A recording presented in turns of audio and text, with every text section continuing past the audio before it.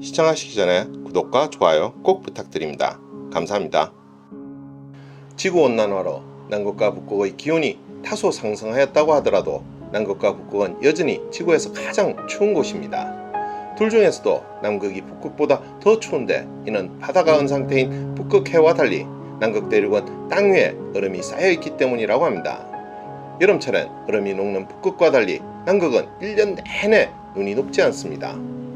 이런 남극의 연평균 기온은 영하 23도 정도이고 기상관측 이래 가장 추웠을 때는 기온이 무려 영하 89도까지 내려간 적도 있다고 합니다.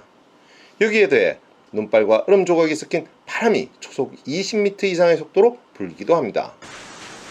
일반적으로 초속 10m 이상의 바람이 불면 간판이 떨어져 나가고 초속 20m가 넘으면 사람이 가만히 서 있기가 힘들고 우산은 완전히 망가집니다.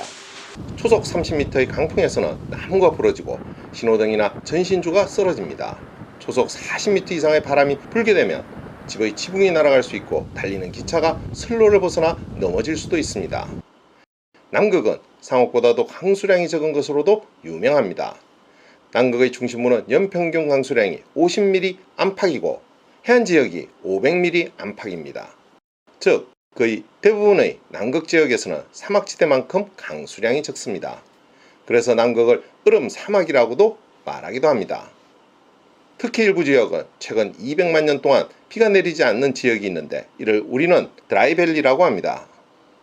가장 규모가 큰 드라이밸리는 남극 빅토리아랜드에 있는데 폭은 약 15에서 25km 정도가 되고 길이는 150km에 달합니다. 이런 혹독한 기후이다 보니 사람이 살지 못합니다. 북극에는 사람이 살아도 남극에는 사람이 살 수 없는 것입니다. 그렇지만 이런 살인적 환경에서도 굳건하게 살아가는 생명체가 있으니 바로 펭귄입니다. 펭귄은 지구상에서 가장 춥고 혹독한 얼음 땅인 남극에 살면서도 동상 한 번 걸리지 않습니다. 펭귄이 동상에 걸리지도 않고 살아갈 수 있는 비결은 무엇일까요? 남극에 살아가는 펭귄들은 1년 내내 얼음 위에서 맨발로 걸어 다니는데도 동상에 걸리지 않는 이유는 펭귄은 발바닥에 원더네트라는 특수한 혈관 구조를 지녀서 열을 많이 빼앗기지 않기 때문입니다.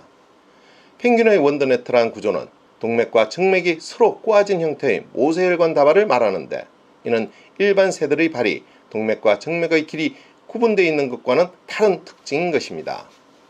그래서 일반 새들의 경우 심장에서 내려오는 뜨거운 피가 곧바로 발바닥을 데우기 때문에 차가운 얼음 위에서 열 손실이 커지게 되는 것에 반해 펭귄의 경우에는 얼음과 다 차가워진 정맥혈과 몸속을 순환하는 따뜻한 동맥혈이 펭귄의 발바닥 위쪽에서 그물망처럼 서로 붙어 얽혀 있어 상호 열을 교환해 열 손실을 줄이는 것이라고 합니다.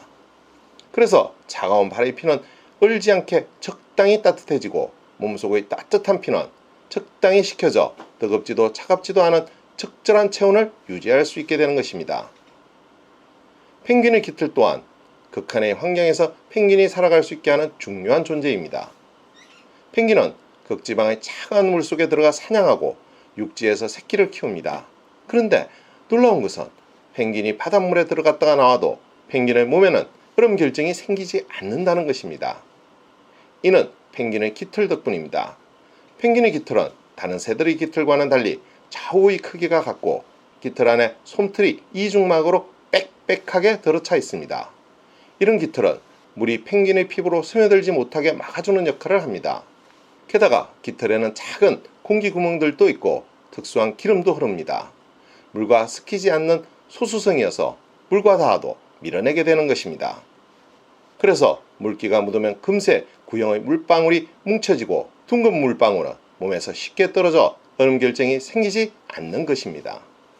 남극은 영하 50도를 오르내리는 혹한에 초속 20m 이상의 눈보라가 휘몰아치기도 합니다.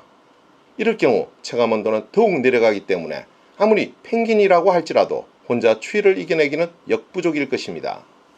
여기서 얼어 죽지 않고 살아갈 수 있는 펭귄의 생존법으로 허들링이라는 것이 있습니다. 황제 펭귄은 눈보라치는 겨울에 알을 낳고 품습니다. 암컷은 알을 낳고 사냥을 가고 수컷은 알을 품으며 암컷이 돌아오기를 수개월 동안 기다립니다. 서식처에 눈폭풍이 밀어닥치기 직전 눈치 빠른 황제 펭귄이 목을 길게 빼고 소리를 지르면 펭귄들은 본능적으로 서식지 중앙을 향해 모이기 시작합니다. 잠시 후 빽빽한 대호가 형성됩니다. 얼마나 빼곡히 밀착하느냐면 가로 1m, 세로 1m의 면적 안에 펭귄 20여 마리가 들어설 정도입니다. 이렇게 모이면 안쪽의 펭귄은 자신보다 바깥에 있는 펭귄들이 눈폭풍을 막아줘 상대적으로 따뜻합니다. 하지만 바깥쪽 펭귄들은 영하 50도가 넘는 눈폭풍을 맨몸으로 견뎌야 합니다. 이에 펭귄들은 무리 전체가 달팽이처럼 돌면서 바깥쪽과 안쪽에 있는 펭귄들이 자리를 교대합니다. 펭귄들은 느리지만 쉬지 않고 움직이며 이동합니다. 이 때문에 펭귄은 서로의 따뜻한 체온을 나누는 지혜를 발휘해 극한의 추위를 이겨내는 것입니다. 오늘의 이야기는 여기까지입니다. 더 좋은 이야기로 찾아뵐 수 있도록 구독과 좋아요 꼭 부탁드립니다. 알림 설정도 잊지 마시고요. 감사합니다.